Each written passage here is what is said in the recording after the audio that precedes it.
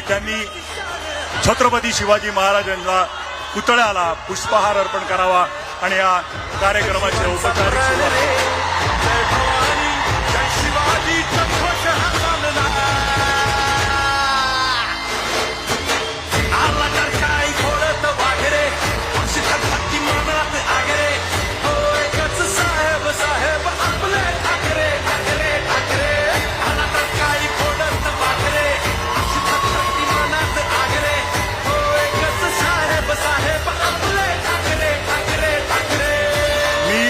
सर्वांना विनंती करतो की आपण